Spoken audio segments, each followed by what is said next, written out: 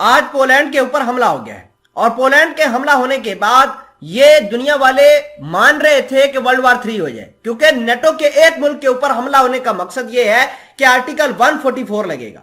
144 charter के मुताबिक एक मुल्क के ऊपर हमला होने का मकसद ये है कि पूरी दुनिया इस जंग के अंदर इन्वॉल्व हो जाएगी और वो सारे मुल्क जो कि वेस्ट के हैं, जो कि नेटो के हैं, जिनकी तादाद 40 के करीब बनती है, ये अलायंस बना के ये फौज अपनी मोबिलाइज करके उस कॉमन दुश्मन के खिलाफ अटैक कर देंगे। ऐसा होने वाला था। पोलैंड के जब ऊपर अटैक हुए तो रशिया के खिलाफ एक रेजोल्यूशन भी आई कि रशिया को अटैक कर देते हैं, लेकिन अमेरिका ने बड़ी समझदारी की है और अमेरिका ने कहा है कि ये अटैक जो है ये रशिया ने नहीं किए बल्कि यूक्रेन ने किए। खैर, आपको ये बता दें कि ये जो अटैक हुआ है पोलैंड का एक गांव है बिल्कुल यूक्रेन की बॉर्डर के साथ, और उसके ऊपर 2 मिसाइलें गिरी हैं, जिसके नतीजे में 3 लोग जाँ बहक और कुछ जख्मी हुए हैं।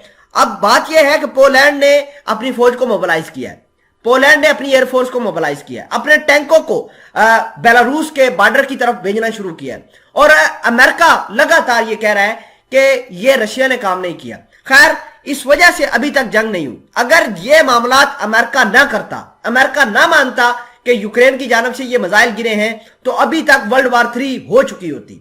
तमाम तर चीजें आज की इस वीडियो में डिटेल के साथ डिस्कस करते हैं। छोटी सी गुजारिश है कि आप हमारा यूट्यूब चैनल हसनाट टीवी को सब्सक्राइब करके पास मौजूद घंटी के निशान को दबा लें ताकि लेटेस्ट न्यूज आप तक बर वक्त पहुंचती रहे। बहुत बड़ी और बहुत अहम खबर आपके साथ ये शेयर करनी है कि अब नेटो के मुल्क भी महफूज नहीं है, नेटो के मुल्कों के ऊपर भी हमला होना शुरू हो गया है। और नेटो के मुल्क जिसमें पोलैंड सरफहरिस्त है, यहां पर अमेरिका का बहुत बड़ा बेस है।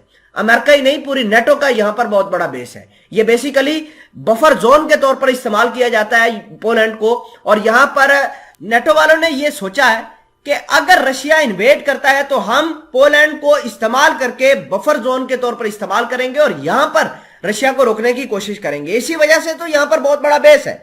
अब यूक्रेन ने हमला किया है, उसके बाद रशिया को बहुत ज्यादा गुस्सा आया कि रशिया को इन्वॉल्व करने की कोशिश की गई है, और यूक्रेन भी यह चाहता था कि जंग जो है हमारे ऊपर से बर्डन कम हो और नेटो वाले इस जंग के अंदर इन्वॉल्व हो, जो कि अब ऐसा पॉसिबल नहीं हुआ। यूक्रेन वाले एक्सपोज हो गए हैं। सदर ज़ेलेंस्की की जो चालाकी थी कि यूक्रेन की जंग के बाद अब नेटो और रशिया की जंग भी हो जाए, तो यूक्रेन की यह सोच पर पानी फिर गया है। नाजरीन इकरामी, आपको यह भी बता दें कि इस हमले के बाद नेटो वालों ने एक मीटिंग बुलाई है और अपनी फोर्सेस को मोबिलाइज करने का फैसला किया है, और यह भी कहा गया है कि हम रशिया को चेक रखने के लिए अपनी फोर्सेस, अपनी इंटेलिजेंस और अपनी जो दीगर चीजें हैं उसको अपग्रेड करेंगे, उसको मजीद उसके अंदर रेवोल्यूशन लेकर आएंगे, ताकि कल को अगर ऐसे हालात पैदा भी हों कि रशिया अटैक भी कर दे पोलैंड के ऊपर, तो पोलैंड को किस तरीके से कवर करना है, यह भी एक मामला डिस्कस किए गए हैं। खैर, ये मामला के बाद रशिया ने यूक्रेन के ऊपर 110-120 के करीब मिसाइलें गिराई हैं और मिसाइलों की बारिश करके यूक्रेन को दहलाने की कोशिश की है।